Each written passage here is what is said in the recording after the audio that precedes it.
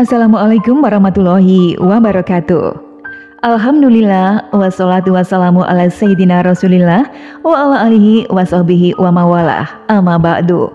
Para sahabat channel rahimakumullah, kita bersyukur masih diberikan kesempatan hidup oleh Allah Subhanahu wa taala hingga hari ini. Semoga Allah senantiasa memberikan kebahagiaan kepada kita semua, baik dalam kehidupan di dunia ataupun di akhirat kelak. Amin Allahumma amin. Para sahabat rahimakumullah, di dalam Islam, malaikat adalah makhluk Allah Subhanahu wa taala yang mulia. Malaikat diciptakan oleh Allah Subhanahu wa taala dari cahaya, dan malaikat adalah salah satu makhluk yang selalu patuh terhadap perintah Allah Subhanahu wa taala, tidak pernah membangkang. Malaikat diciptakan untuk menjalankan tugas-tugas tertentu, salah satunya adalah mendoakan hamba-hamba Allah di dunia. Sebagaimana malaikat adalah makhluk Allah yang mulia, yang tidak pernah membangkang atas perintah Allah, maka ketika kita didoakan oleh malaikat adalah suatu keberuntungan bagi kita sebagai hamba Allah. Sebab doa dari malaikat lebih mudah diijabahi oleh Allah Subhanahu wa taala karena malaikat dekat dengannya. Jadi, siapa sajakah orang-orang atau hamba Allah yang selalu didoakan oleh para malaikat setiap hari? Sahabat beriman, berikut kami telah merangkum 12 kriteria orang atau hamba Allah yang selalu didoakan oleh malaikat setiap harinya. Yang pertama adalah orang yang tidur dalam keadaan bersuci atau berwudu. Rasulullah SAW bersabda, barang siapa tidur dalam keadaan suci, maka malaikat akan bersamanya di dalam pakaiannya. Dia tidak akan bangun hingga malaikat berdoa, "Ya Allah, ampunilah hamba-Mu si fulan karena tidur dalam keadaan suci." Hadis riwayat Imam Ibnu Hibban dari Abdullah bin Umar. Yang kedua adalah orang yang sedang duduk menunggu waktu sholat.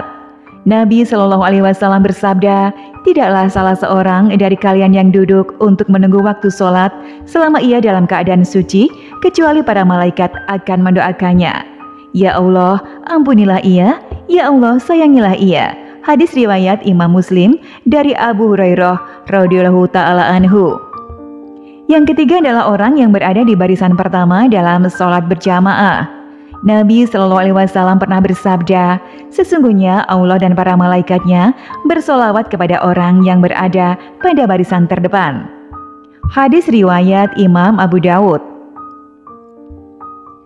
Yang keempat adalah orang-orang yang menyambung shaf pada sholat berjamaah, tidak membiarkan sebuah kekosongan di dalam shaf. Rasul bersabda, sesungguhnya Allah dan para malaikat selalu bersolawat kepada orang yang menyambung shaf-shaf. Hadis riwayat Imam Ahmad. Yang keenam adalah para malaikat mengucapkan amin. Ketika imam selesai membaca Al-Fatihah, Nabi bersabda, jika seorang imam membaca Al-Fatihah, ucapkanlah oleh kalian amin.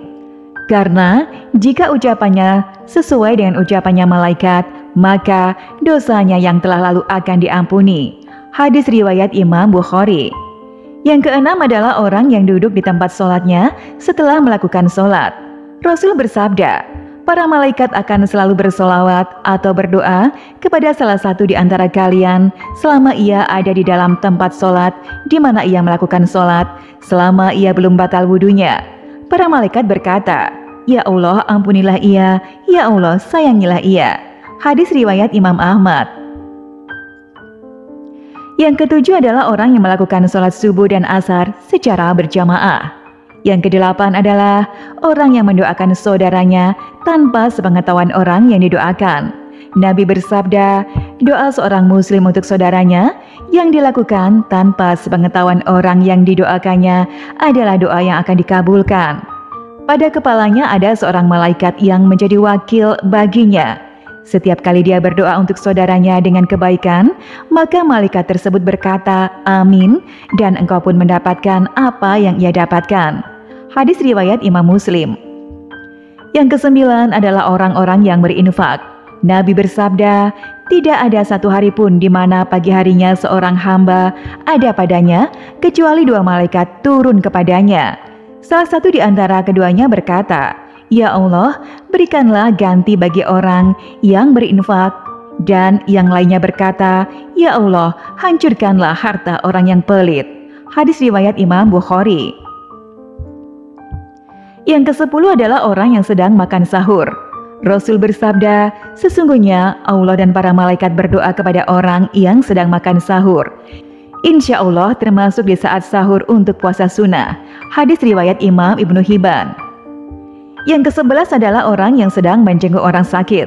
Nabi bersabda, tidaklah seorang mukmin menjenguk saudaranya, kecuali Allah mengutus 70.000 malaikat untuknya, yang akan bersolawat dan berdoa kepadanya di waktu siang kapan saja, hingga sore, dan di waktu malam kapan saja, hingga subuh.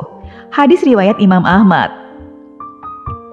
Yang ke-12 adalah orang yang sedang mengerjakan kebaikan kepada orang lain.